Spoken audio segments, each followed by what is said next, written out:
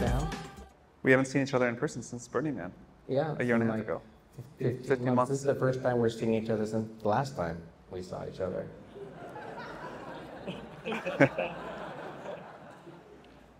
How do you think stuff's going?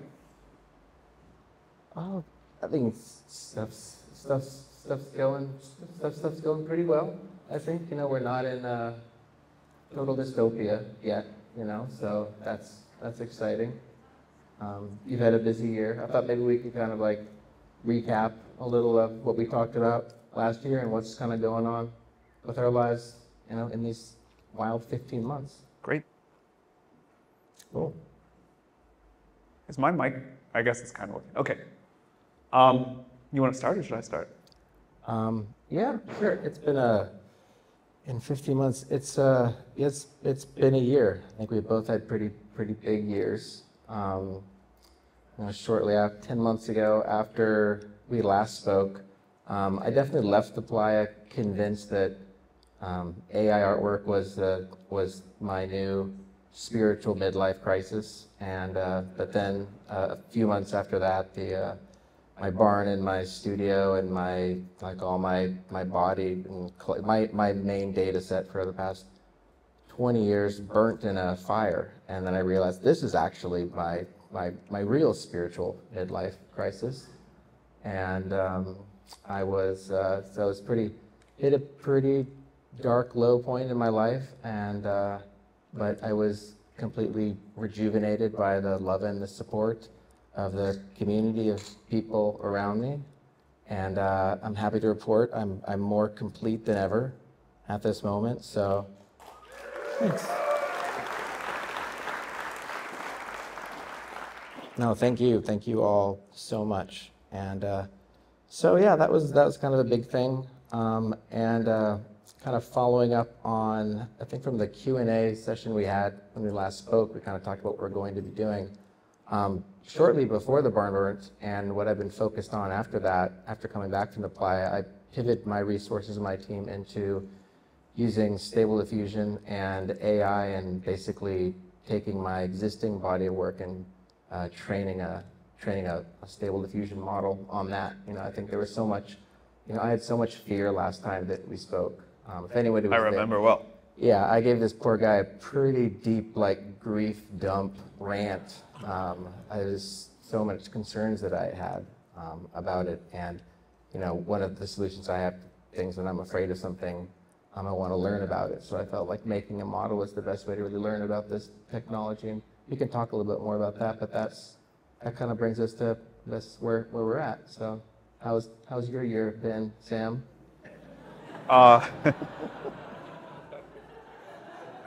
mean, I'm very grateful to have lived through it, but I hope every future year is not like this. It's certainly been a tiring one.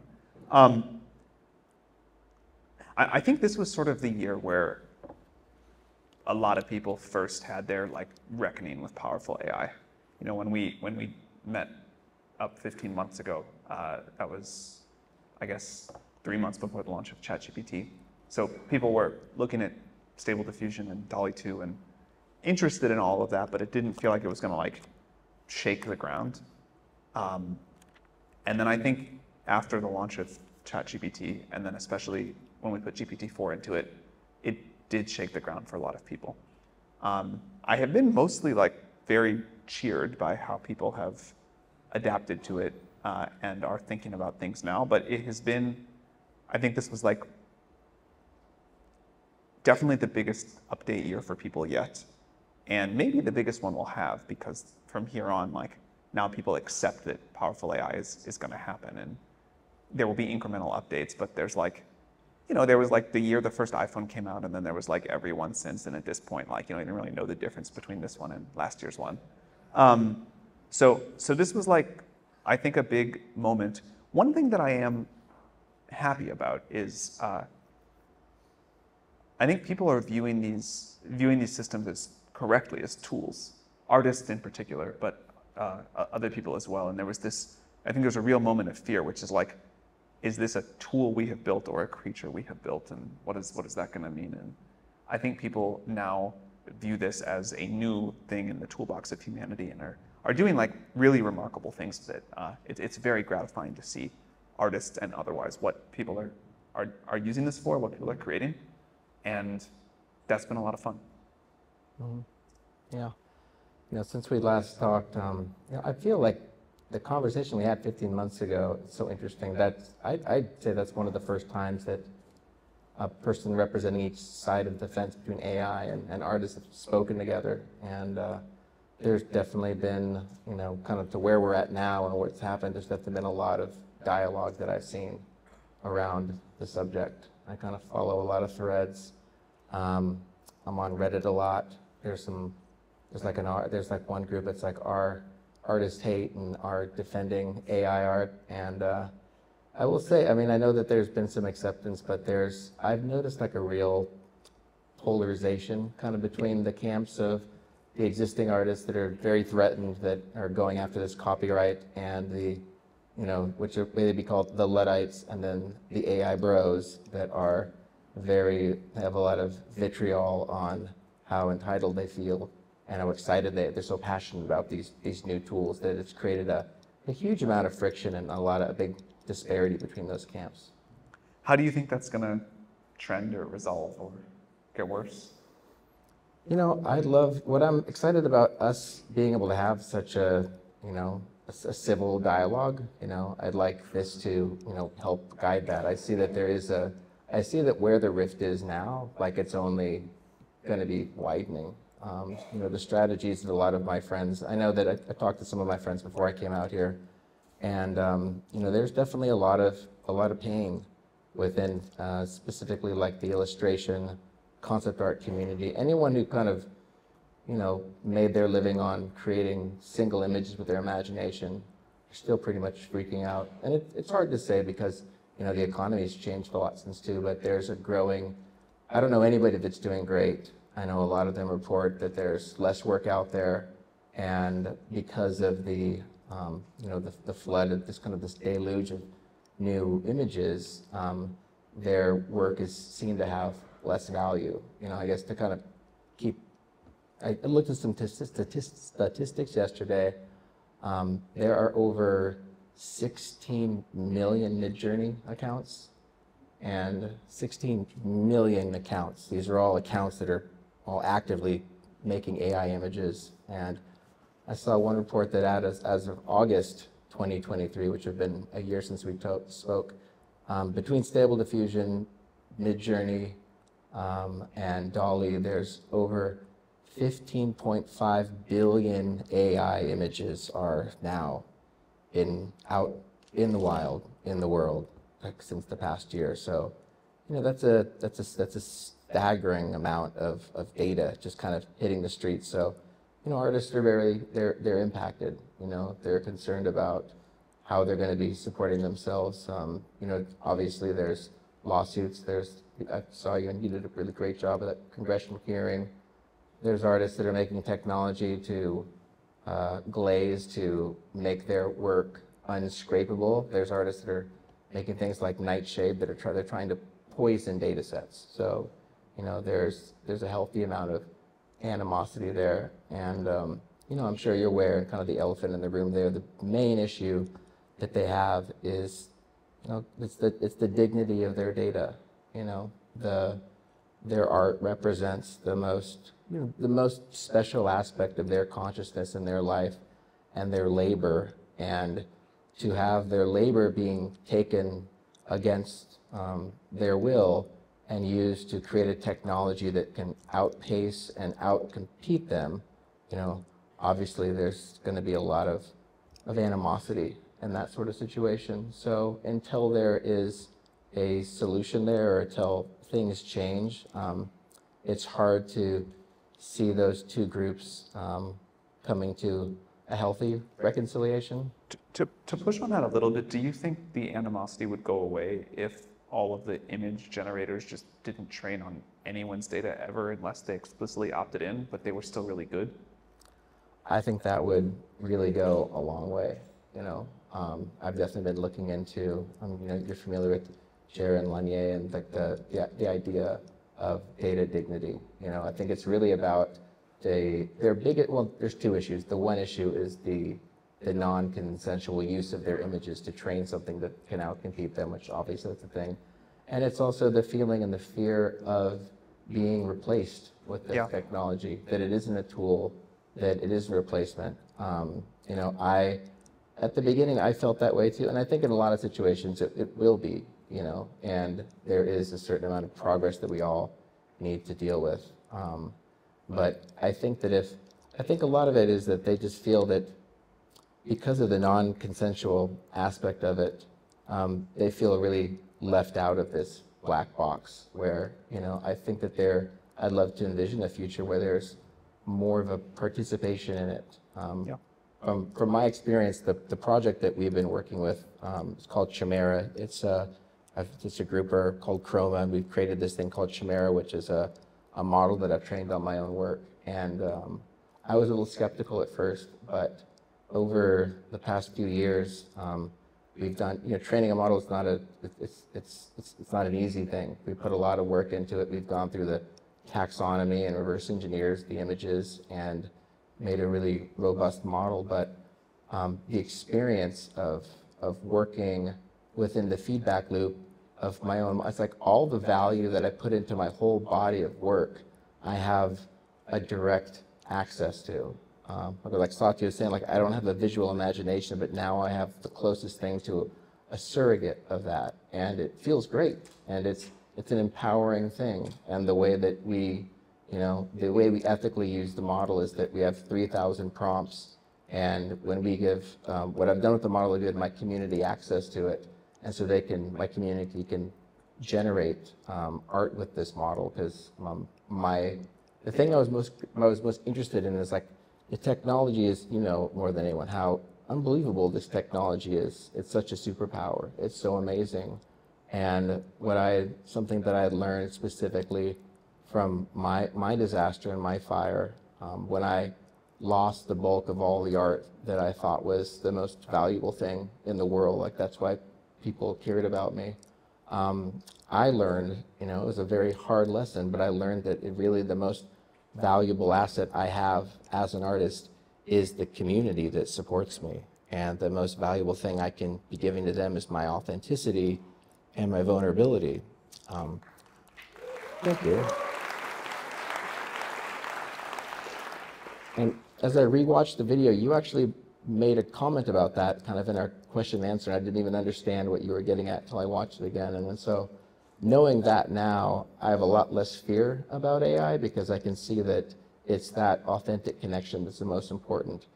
For new artists, it's going to be really hard to create a new authentic connection with 15 billion images competing for everyone's attention.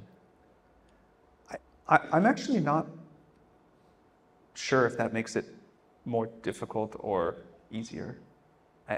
There clearly is going to be more competition for attention, and I think there will be new kinds of art in all sorts of ways, but that desire to connect, that desire to know the human behind it and be part of that community, I think in awash in a sea of tons of machine-generated art, that desire for the human connection will go up, not down.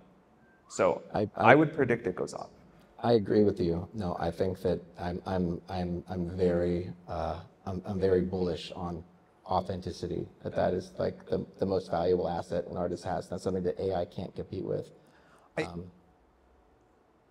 Yeah, I mean, I think there are all these current challenges, the world will have to decide, all the image generators will have to decide, what is data that we just agree not to train on, even if it's legal, or what should the new set of laws be, or what are the right new ethics for when we train on images that someone has been created. And that'll actually, I think, there's so many images out there. In fact, at this point, you can even train on those 15.5 billion generated images. And so there'll be this question of how many generations back do you think before you say this is okay to train on, this is not. There'll be new rules where we'll all agree you don't generate an image in the style of Android Jones unless Android says it's okay, and unless there's some economic model that works. And there will be a whole bunch of other things we'll all agree on. But the thing we can't do anything about is, like, technology has changed the rules of the game. And there are going to be a lot more people that can make visual art, for lack of a better, more precise phrase, than before. And there will be, this happened with cameras, it's happened a few other times. And that's just like a fundamental shift that we're never going to go back on. I agree, but I think a lot of the frustration is really the way that it was done, how it was done without their knowledge, without their consent, and then it's released onto the world, and then they're forced to scramble to try to find a way to survive in this new world that's unfamiliar for them, that they weren't participating in. Like I said, from now that I've seen how powerful it can be when you have an ethically trained model and the things you can do with it. Like when I use my model, the pieces of art I can create now, it's like I can control like a symphony of sort of like dumb androids. It doesn't, it's like kind of like you said, I use it more for tasks. I use it for making small pieces that then I sort of orchestrate into a larger piece. When we talk about the future of art, part of our strategy as a business is we've trained this model on myself, and we're going after other artists like Alex Gray, other existing artists, because I really see my first goal was like, how can I also empower existing artists? Like, how can we sort of fight fire with fire and use these tools to at least stay sharp and have a competitive advantage? And there's amazing things you can do with that. But the problem right now is because of the way that's introduced, there's this rift where you have so many of these artists that are, many of them are kind of dedicating a great part of their energy and their life into fighting against this and putting up kind of these, petitioning for more copyrights and things that are, it's doubtful how successful some of these things will be. However, if there was a way where we could make models where it was posed as a social collaboration, if you had a new model that was, say, the base layer of this model was, there's so many just open, free, like public domain images that you could have. Just that, I kind of see like when you're training models, it's like when you get paint at Home Depot, like you've got like that white base, and then you tint it with how you're training on a different artist. But if you just took a base model, and it doesn't have to have every image in the world, but you consensually trained and incentivized artists to want to contribute to this thing, if they had a stake in it, if when their art was referenced, there was a way of having recognition for and an appreciation and a financial incentive to do that, you could have artists all contributing towards the most amazing art model that would really empower anyone that used it. Yeah, that's where I think things are going to go, and I'm excited for that. That would be so exciting, because the thing is, like, something I've also sort of learned about AI in my research and using Stable Diffusion and training these models, and I think we talked about it before, there's the misconception of kind of thinking that AI is part of a creature. Like when I use Midjourney, it's just I've never been able to enjoy an experience there with Midjourney's. I mean, and the type of art that Midjourney has been making in the last year. I mean, it's indistinguishable. Like, I used to feel that I'd always have some sort of uncanny valley, and I could tell it was AI and not. I've given up. I've surrendered that. It's like the front page of Midjourney is like a Spectrum annual. Like every day it refreshes. But what's really difficult about it is I can't enjoy my experience with it, because these, like I said, they're not creatures. Like these models, like they're made out of people.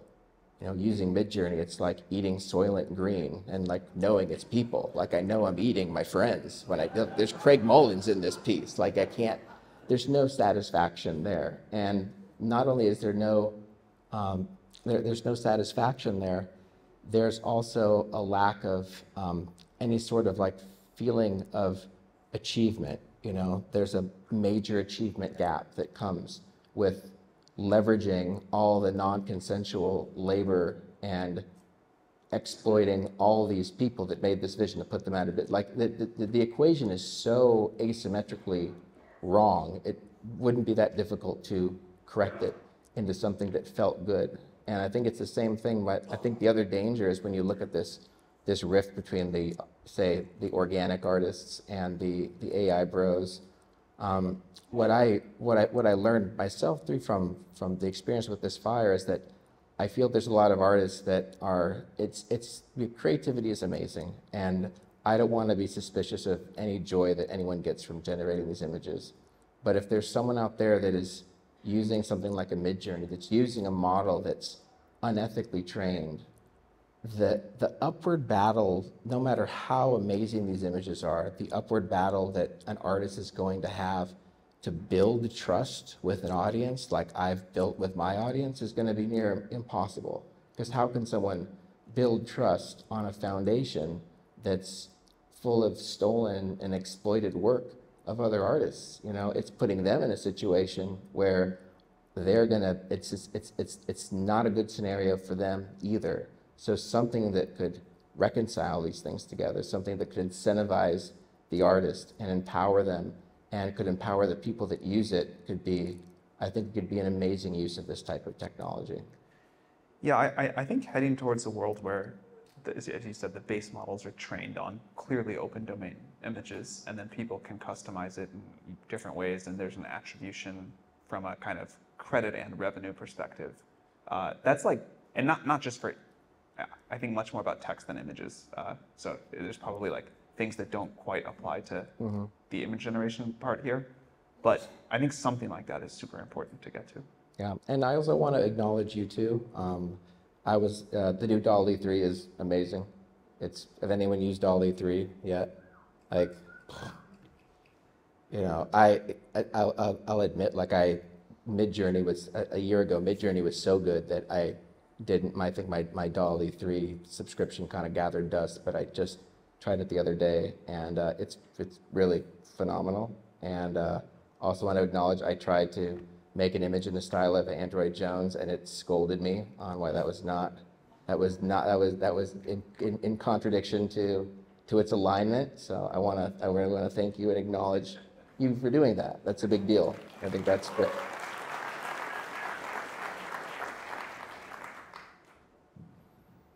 Yeah, so yeah, I'm excited to hear you say that. You know, I think I'm excited that you're open to that kind of a possibility. Again, I want to push on this a little bit more. Like we figure out the training deal and the economic deal, we the industry, that feels fair to everybody, but still, we now have this thing that can make, as you said, like Midjourney can make like indistinguishable from human images. Is that gonna feel okay, or is the community still gonna say like something's wrong here? Yeah, that would be a great start. I'd say it'd be a move in the right direction, which is the most important thing to kind of creating some healing. As we mentioned last time, the other concern that I had back then that I still have concern now for is really revolves around the incentives. I'm a traditional guy. I joke with my friends, I want to make art hard again type of guy. Like I like the fact that I've had to struggle. I like that I've learned this discipline that was taught down from artist to artist over the past 2,000 years, and these skills. And when we remove the financial incentive for learning how to draw, I think that there's part of me that's really concerned that there's going to be a lot of this craft that I found so meaningful and so many people find meaningful. I worry that I think we can still move boldly into the future, and there's a way of still honoring and bringing this traditional knowledge that we have with us. And, you know, something that, you know, in our last conversation, you mentioned the idea that how in the future that you see that there's such a financial and economic upside that you're seeing, that these have the potential to make. Something that would be, I don't know what kind of a financial upside that would be, but I could say like a gesture if we want to start. And I was very not into utopia once we last met, but because of my kids, I'm starting to try to embrace more of this abstract utopia. Like if there was a future where there was so much value that was generated, that you could start an academy, or you could pay for art. If art school was free, if you made an art, so you start with an academy and you made an art school that was free, and you incentivize, you only got into this art school if you were good. Right now, art school is just a route if they'll give you a loan. And if you made an art school where you taught people for free, and in exchange, all the art that they created went into feeding this new model. Because one of the concerns I have about, I don't know how it deals from your side, but when we have 15 billion images, it's kind of like the Kessler syndrome. You know, there's space junk out there, and if one satellite hits another satellite, it creates more space junk, and if that hits the space station, we could create so much space junk that we're never able to leave orbit. And I worry about this AI art that's coming out. It's kind of like the McDonald's of art. Like, it doesn't really have a soul. It's really beautiful. It tastes good. It's sugary, but there's no real substance behind it. Like, once we start, we have to at some point have this tipping point where there's going to be more artificial images than this raw organic art that it was trained on. And if there was a mechanism that created and fostered and encouraged the creation of more organic art that fed these models, that would be, who would not like to see something like that happen? Yeah, I think that would be awesome. I really believe that no matter how, well, a few things, but one is that no matter how much, how many 15, 150, 1.5 trillion, whatever generated images there are, humans really understand what other humans want. And also tastes shift. People want new stuff. Every new generation wants to reinvent things, and I think that's great. And so I'm just not that worried about a world where we have the same 15 billion images in the same style, the same blue-orange glow generated forever and ever. This is gonna go on, and it's gonna be driven on by humans who have something to say, something to express, understand what other humans want, and the consumers who want to know about the human that created it. And so maybe the Art Institute is the right way to do that, and find people who are just gonna do amazing stuff with this technology, which will influence how everybody wants all the generated images to look. Yeah, I mean, I think if you had these artists on your side, if you could align with, we talk about the alignment problems, if you were able to create incentives that aligned artists that wanted to participate in this way, I think that would have I think the ripple effect of that would be, I think it'd be tremendous. Because like I said, I can see it. I think it's unfortunate that the artists have such a bad taste in their mouth, and it's fear, and they have a right to be afraid of the future. But Totally. we need, if we want a more beautiful future that we can believe in, if we want this utopia, we definitely need to align with the artists out there. All right, I'll see if we can do it. I think it's a great idea. Okay, what about forgiving all the artists' student loans too?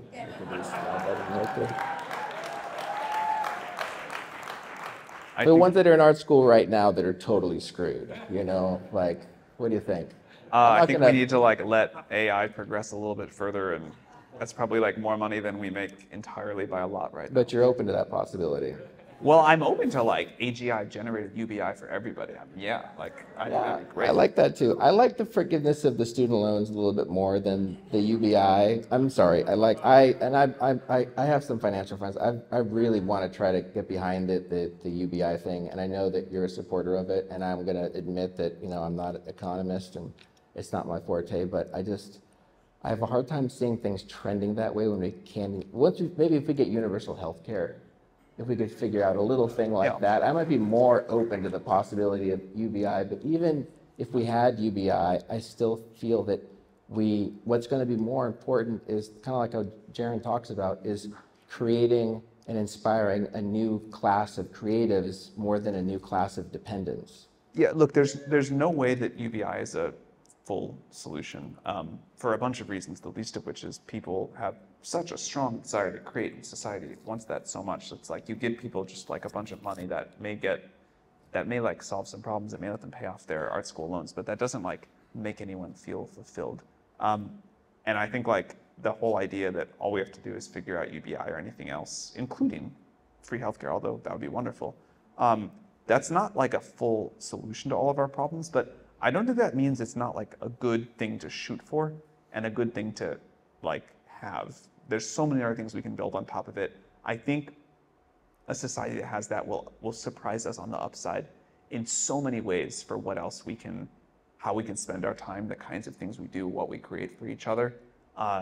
that I don't think we should let like lack of ability to our own lack of ability to like imagine how different and radically better that future can be, and all the other ways we will evolve to find how we spend our time, how we create. From saying like, yeah, it does feel super weird if like we all just like get checks from the state, which does feel super weird.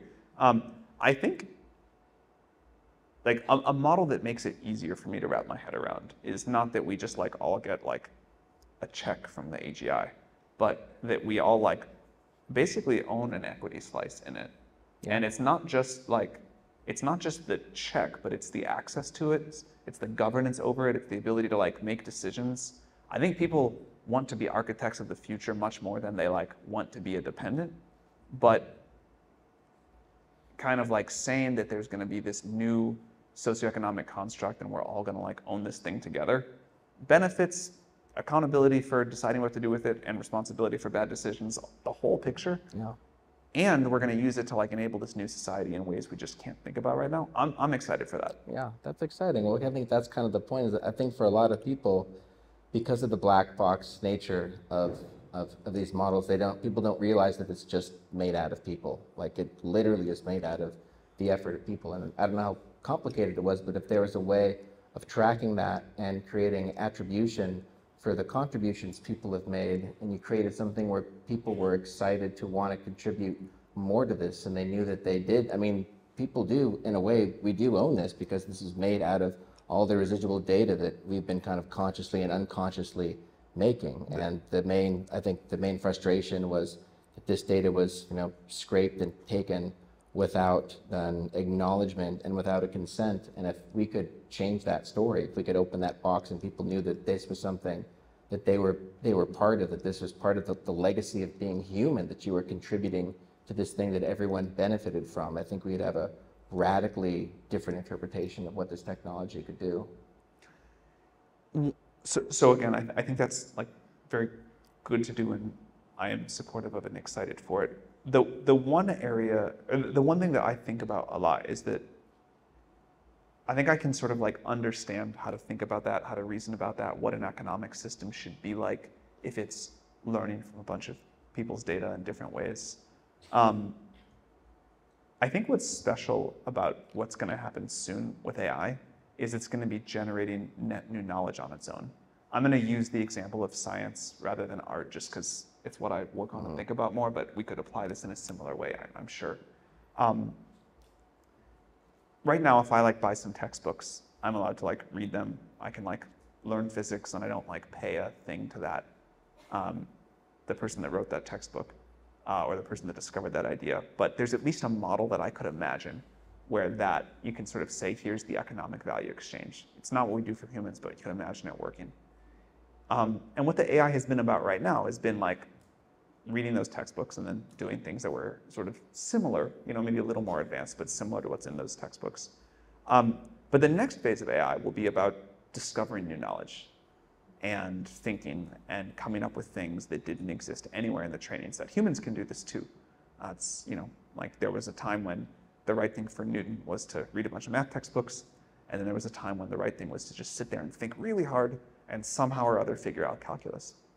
And when the AI can do the equivalent of that, to go back to the physics example, when AI can go start autonomously discovering new physics that humans have not figured out before, then the training data stops mattering. Then it's about, okay, AI has like gotten to a level of capability where it's inventing net new knowledge. It is not stuff that existed anywhere in the training data. It is thinking, it is designing experiments, it's updating itself based off those experiments. And then what do we do? That's your job, Sam. I don't know. This is. Well, yeah, sorry. I mean, I don't know. If it was up to me, we wouldn't even be here right now. But since you've opened this box, put the burden of responsibility on me for that. I think that's a terrible idea from go.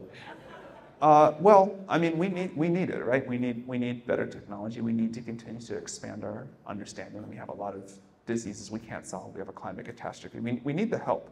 If we knew how to solve this stuff on our own, we'd be doing it. But what I meant more is the data economics, for a lack of a better word. Like, again, I can think about them now.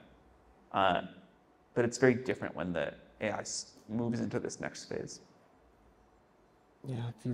So this is the AGI phase that you're Yeah, we could referring call to it. with I mean, I AI? think I hate that word because no two people agree on what it means, and I think it just means like really smart AI at this point.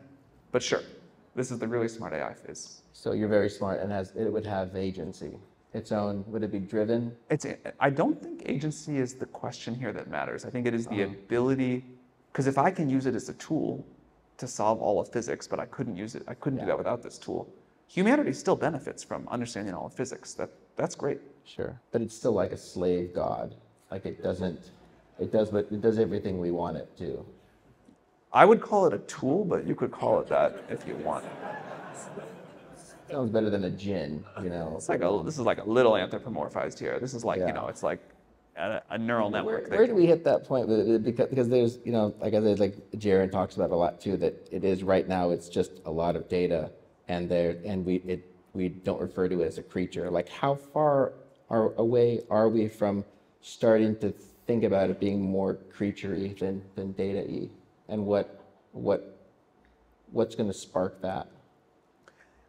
I have thought a lot about, not trying to like rigorously scientifically define this, but when to me would it feel more creature-y than tool-y? And I've had a very hard time designing a test for that. I will share one thing that one of my co-founders said that has always stuck in my mind, which is, let's say you crafted a very careful training set. You went through the trillions of words. You read every one. You not only removed every mention of the word consciousness or anything similar to that, but you removed any subjective description. And you pick one other control category of some other quality or some other subjective experience. You take that out too. So you train this model, like we train a model now, and then you do this second phase that we think we're getting close to, where you let it go off and think and invent new concepts and go on and on. But you never told it about the idea of consciousness or the subjective experience of that in any way. Model trains, start talking to it, ChatGPT 19 or whatever. And you say, the first control thing, you say, what is it like to see the color red? And the model clearly has no idea what you're talking about because it wasn't in the training data and it wasn't able to bootstrap from the training data to that. And it's okay, like that's totally expected behavior. And then you do the same thing. You're like, hey, there's this thing called consciousness, this is what it's like. And the model says, yeah, I know exactly what you mean, but I've never heard that word. That would be like an update for me. Yeah, certainly.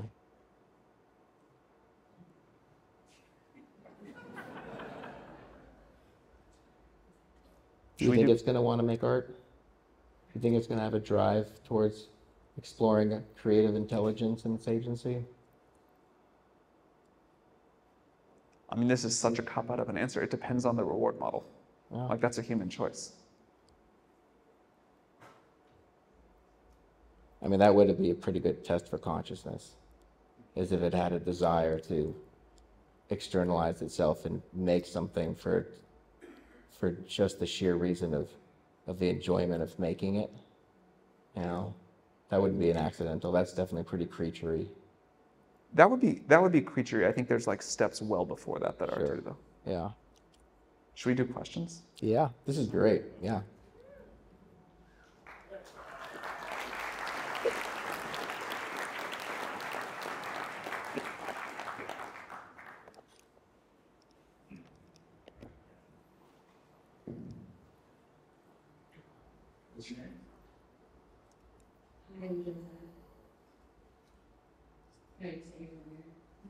Okay, cool. So I came in a little late, all the way from California. So actually, you were talking about your platform. Can you pronounce it again? For what? Your platform? Chimera. Yes. Chimera. Yeah. So Wow. last night I decided to play around with it, and there's so many layers that I appreciate in your tool that I haven't really seen so much in Midjourney. Well, I guess it just depends on what you're looking for, right? So for me, I'm huge into like 3D things. So how do we project things that are not 2D monitors? So I brought and still ask questions. But yeah, so I just wanted to kind of show you your platform Wow. with that display. That is so cool. Yeah, so much fun, so much depth to be added, and it was all on your stuff. And if you have an alpha code, let me know. Yeah, thank you. I'd love to, if you could come up, I'd love to see that. We do have a alpha code for anyone. We have a shameless plug. Shamir, we've got around 1,000 users. There, within the platform, there are 3,000 prompts that you can use to create these types of images. Oh, wow, that's awesome. Yeah, thank you. Wow. I know. That's really Right? dope. So Yeah, that's really cool. This is a example. So like I said, I'm just doing my best. And I think when I started AI, I'm not trying to be an advocate to AI, but I'm volunteering myself as sort of like a guinea pig to be kind of launched into space with my data.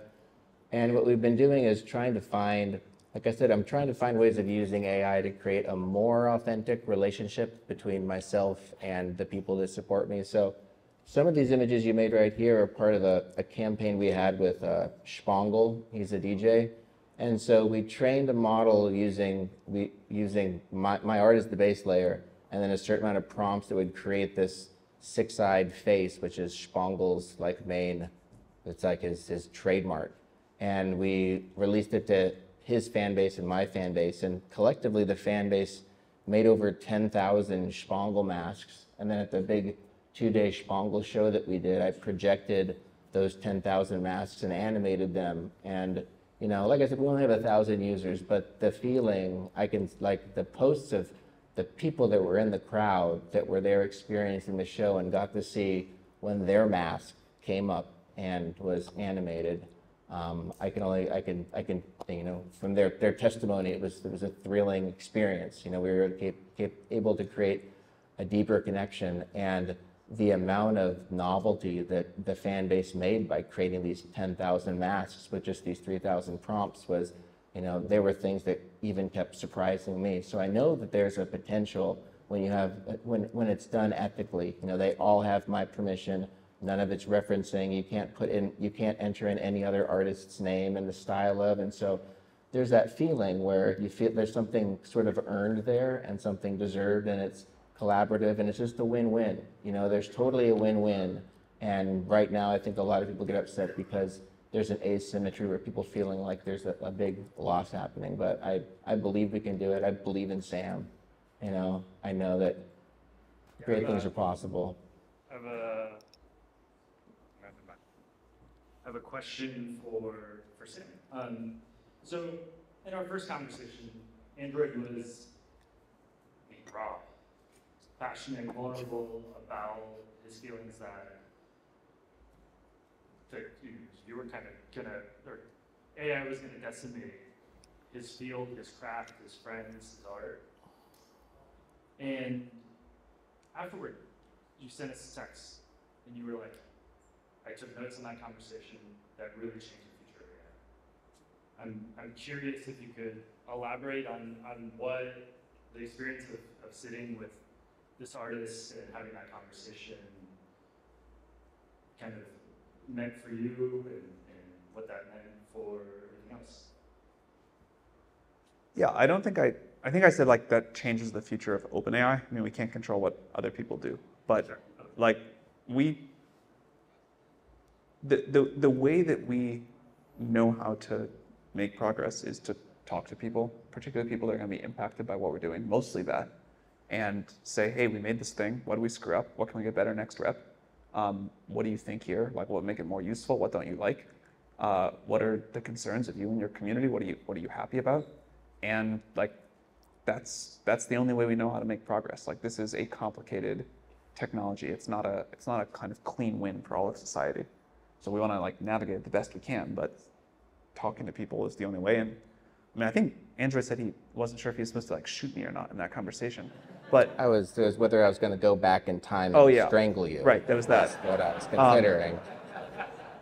But you know, like someone says something like that, you pay attention a little bit more. Like,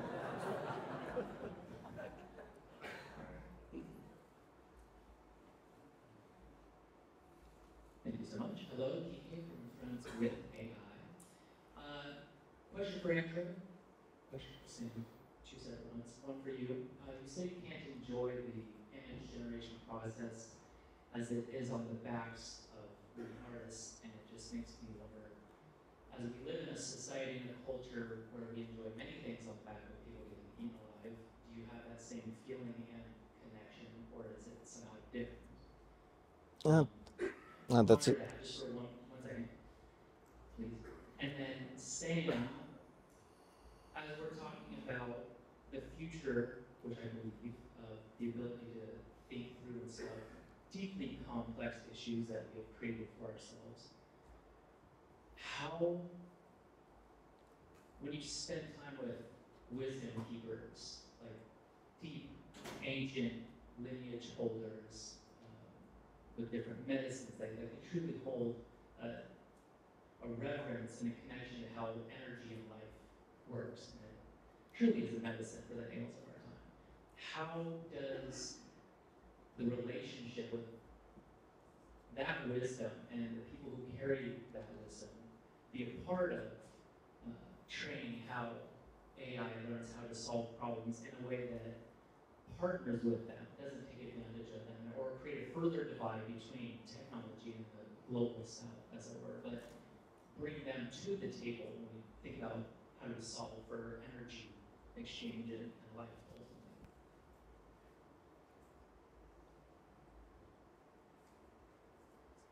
Do you want to go first? Go for it. One of the things I am excited about, and this is a relatively new learning, is how much we can do what we call reinforcement learning from human feedback. There's other techniques too, to teach these models a particular set of wisdom. And so there'll be a big question of whose wisdom we teach, and I think that's a question where it's the most interesting democratic governance question I know of right now, how we're going to decide what the sort of center point is for AI, how much people are allowed to configure their AI within very wide boundaries. But I wasn't sure the technology was going to make that an easy thing to do. And now I'm confident it can. And it's like a wonderful societal question. But I'm excited for us to get that wisdom into the system, like the best of what humanity has produced as the sort of ethical, moral, energetic guides for these systems. We can do it. I think to answer your question with the Midjourney, it's like to get more specific, the feeling I have when I make it is that there's no, even though the results can be amazing, there's no achievement that I feel there. There's no joy. And I think that, obviously that we do live in a culture where life feeds on life. I think that, I have to admit that I numb myself to the amount of people and cultures and things that we've exploited to have the privilege of being in this space right now and having this conversation. And I think we all sort of have tuned our sensitivity settings of that just so we could make it through the day. But yeah, I will admit I am biased with the situation I have on Midjourney because of the close relationships that I have within. It's just so close to home. I think it's a lot easier for me to relate to, and it's easier for me to extend my empathy there because I understand it. We got room for two questions. Where's Kyle? Where's Kyle? Oh, Scott. Okay, Kyle, put your blood, sweat, and tears into the inside. Are you gonna get a question? Yeah. So, I have the double-headed diversity problem, the ADHD and Mike, Yeah. what's your the ADHD. You sound like you know that, right? ADHD and autism is a big problem for me. I have aphantasia as well, and I found that actually talking to ChatGPT helped me start to visualize. Wow. So actually using the tool, communicating with the AI, learning the prompt generation and how to, wait and intone. Because I get scared about this stuff. I'll, get close to it. So it's a very emotional thing for me. It's quite spot on me. The thing for me is that I actually kind of beautiful that the opportunity out here to have this discussion alone is, I'm so grateful for you to do this tool. Because I think the fact that it's happening is most important. If it was not a dialogue between a community of artists, creators, and where it's coming from, it wouldn't feel wholesome enough for me to use it to fulfill my own escapades in my brain. Does that make sense? Yeah. Sorry, because it was right here. It's really strange because my name is Kyle Media because I know lots of all sorts of stuff. And merging it together is really hard. And I have literally created visual images in my mind through conversations with myself, following the methods of what I was trying to do. That's awesome. Yeah. Thank you. Nice, yeah. Last question. I'm going to give it to Nicole because I know it's going to be good. Hi, my name is Nicole Bradford. Sam, I know you think really broadly about a lot of things, and so one of the questions I have is that I hear a lot of people talking about AI very mechanistically, so GPT-10, GPT-20, whatever, or in terms of constraints. But I don't hear a lot of people talking about how we actually get people ready for all of the change, and how we get the capacity and the mindset so that this technology can actually be adapted to in a healthy way. I'd love to know what you think about that. Two things there. One, we think it's important that people talk about it mechanistically. You know, we don't name our AIs human-like names or even like semi-human names. We name them like clearly unintelligible robot things. And that's meant to be a way that we remind people that these are tools and they are not, and they are mechanistic, and they are not humans, and they're not close to humans. And I think that's really important, especially as they get more advanced. But the thrust of your question is something we think about all day, which is how do we get the world ready for this? And we've had a lot of ideas. We tried some things earlier that worked to varying degrees of success. But the thing we decided on is we could not come up with any solution better than put this in the hands of people, imperfect, early, flaws and all, and let them decide, let them tell us, and then most importantly, really listen to what's wrong, what's right, what the changes are going to be, adapt to those changes, and give the world, people, institutions, leaders, all of this sort of like complex culture of society, time to adapt and co-evolve with this. So there were a lot of people in our field that thought, you know, this technology was too powerful. It was going to like lead to all this weird stuff happening if you deployed it. And the right answer was sort of to build it in secret and kind of let the technologists do it and push the button when it was all done, like deliver the fully formed AGI. And we view our role here as like, we're going to co-create this with society, and we're going to make mistakes for sure, but we'll try to make new ones and less with each iteration.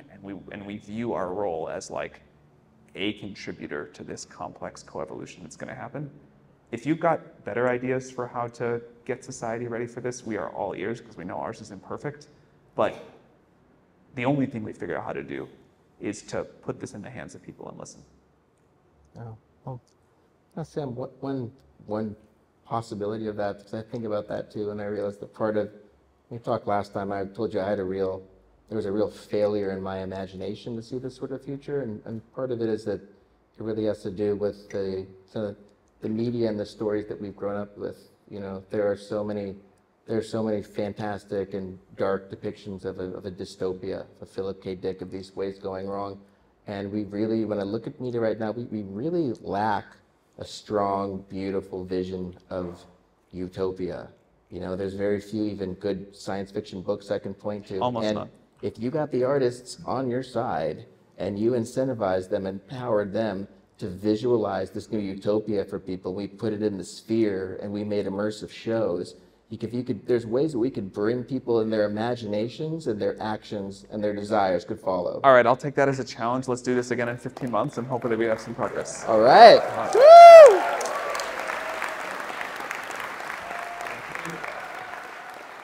Thank you so much.